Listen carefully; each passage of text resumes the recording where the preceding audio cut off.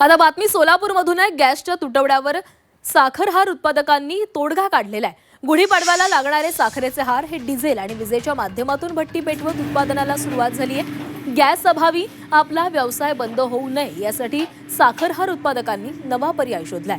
Diesel आणि विजेवर भट्टी पेटवण्यात आल्यामुळे साखर हाराच्या किमतीमध्ये काहीशी वाढ झालेली आहे आणि याचाच आढावा घेतलाय आमचे प्रतिनिधी अभिषेक आदेप्पा यांनी।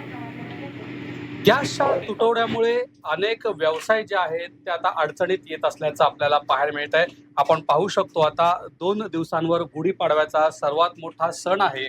गुढीपाडव्याला साखरेच्या हाराला मोठी मागणी असते, मात्र हे हार बनवण्यासाठी देखील आता गॅसचा तुटवडा जाणवू लागल्याचं आपल्याला पाहायला मिळत आहे। एकंदरीत आपण जर पाहिलं तर हे साखरेचे हार आता डिझेलच्या शेगडीवर बनवण्याचं काम या ठिकाणी सुरू असल्याचं आपल्याला पाहायला मिळत आहे।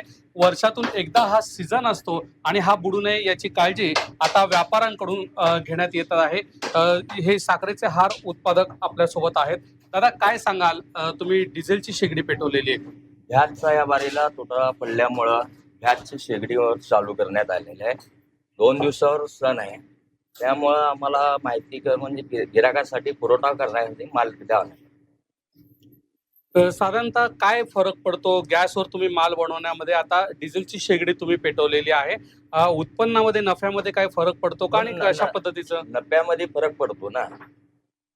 नफ्यामध्ये आता डिझेल भाव बी वाढ आहे, गॅसची बी तुटवडा असल्यामुळे डिझेल भाव वाढ असल्यामुळे नफ्यामध्ये फरक पडण्यात येते।